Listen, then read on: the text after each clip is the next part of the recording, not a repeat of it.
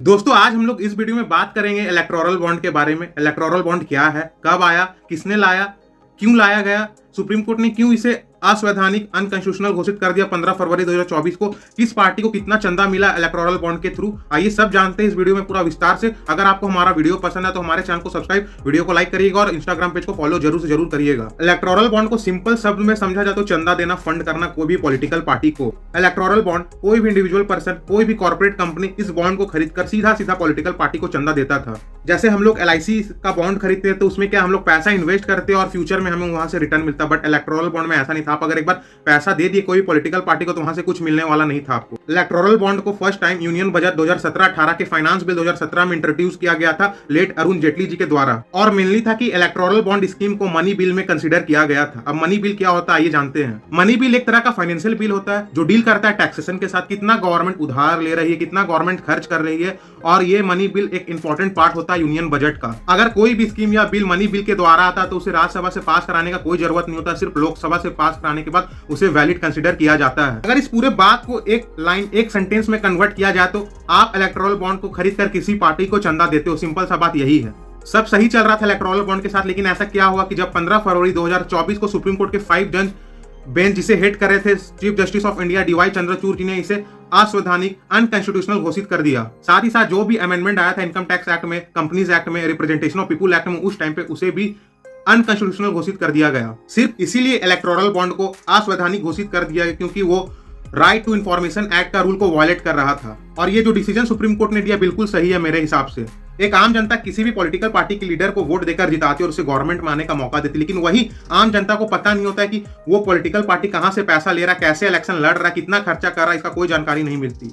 Same यही condition था electoral bond के साथ। जब इलेक्टोरल बॉन्ड का कॉन्सेप्ट आया था तो उस टाइम साफ साफ लिखा हुआ था कि इसका जानकारी डिस्क्लोज नहीं किया जाएगा आम जनता के बीच में। बहुत लोगों ने RTI फाइल किया बट जानकारी नहीं मिला। फिर ये केस बहुत दिनों तक सुप्रीम कोर्ट में चला और सुप्रीम कोर्ट ने फाइनली 15 फरवरी 2024 को जजमेंट दिया कि इलेक्टोरल बॉन्ड को अनकॉन्स्टिट्यूशनल घोषित कर दिया जाए। साथ ही साथ स्टेट बैंक ऑफ इंडिया को नोटिस दिया गया कि जब से इलेक्टोरल बॉन्ड का कॉन्सेप्ट स्टार्ट हुआ था तब से लेकर 15 फरवरी 2024 तक का डेटा डिस्क्लोज किया जाए कि कौन से पार्टी को कितना फंड मिला है। और सुप्रीम कोर्ट ने इलेक्शन कमीशन ऑफ इंडिया को भी नोटिस दिया कि 1 महीने के अंदर अपने वेबसाइट में डेटा को अपलोड कर दे और आम जनता उसे देख सकते कि किस पार्टी को कितना चंदा मिला और किस कंपनी ने दिया। सुप्रीम कोर्ट ने यहां तक कहा कि एक क्विड प्रो क्यू एक टाइप का, मतलब कि कोई भी कंपनी किसी भी पॉलिटिकल पार्टी को चंदा देती है और पॉलिटिकल पार्टी की सरकार है तो वही पार्टी उसे काम देती है। अगर हम लोग डेटा के अनुसार बात करें तो मार्च 2019 से लेकर 15 फरवरी 2024 तक कुल 22,030 इलेक्टोरल बॉन्ड को इशू किया गया है, जिसका कुल कीमत होता है लगभग 12,769 करोड़ रुपए, 12,769 करोड़ रुपए।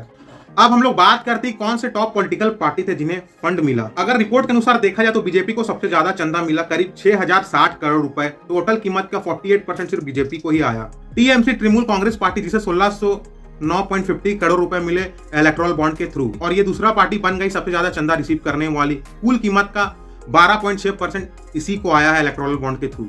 और अभी जो मेन अपोजिशन पार्टी है इंडियन नेशनल कांग्रेस, उसे लगभग 1421 करोड़ रुपए मिले इलेक्टोरल बॉन्ड के थ्रू। BRS पार्टी को 1214 करोड़ रुपए मिले, बीजू दल पार्टी को 775 करोड़ रुपए मिले, DMK पार्टी को 639 करोड़ रुपए मिले, आम आदमी पार्टी को 66 करोड़ रुपए मिले। और आपको स्क्रीन में दिखाई दे रहा होगा पाई चार्ट के थ्रू कि किस पार्टी को कितना अमाउंट रिसीव हुआ।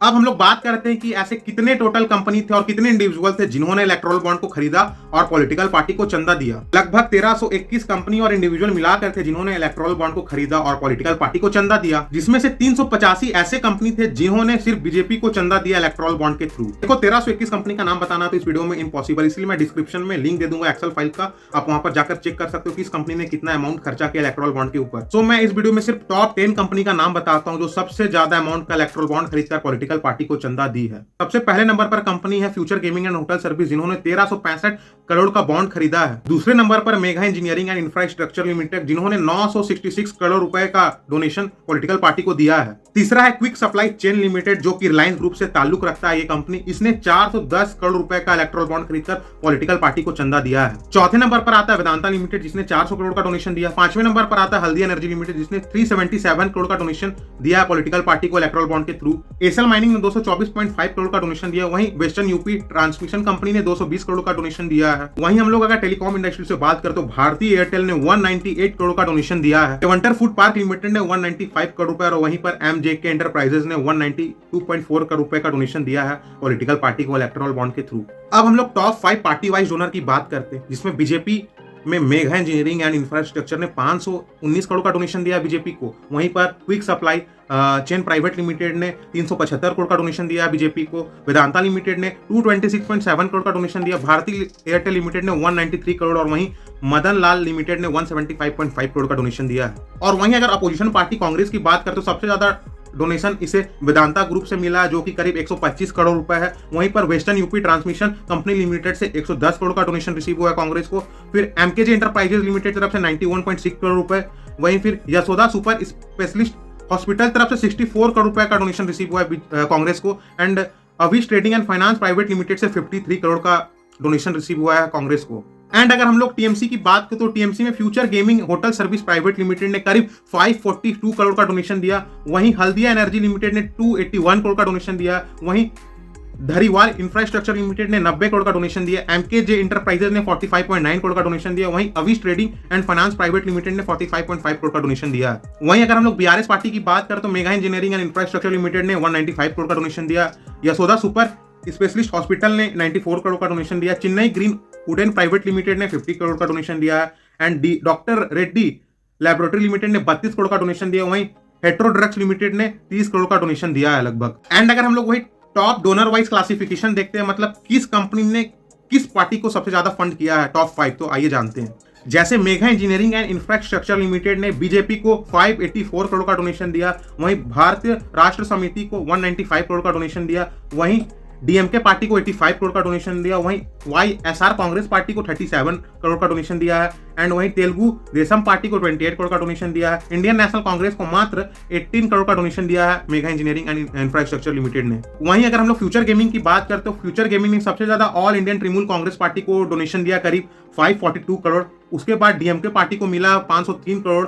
वाईएसआर कांग्रेस पार्टी को मिला 154 करोड़ और वहीं बीजेपी को 100 crore and Indian national Congress को 50 करोड़ का डोनेशन मिला फ्यूचर गेमिंग की तरफ से। Quick supply chain limited company की बात करते हैं, जो कि एक रिलायंस का पार्टी है इनडायरेक्टली में उसे बीजेपी को दिया है 375 करोड़, शिवसेना को 25 करोड़, वहीं एनसीपी को 10 करोड़ का डोनेशन दिया है क्विक सप्लाई चेन लिमिटेड ने।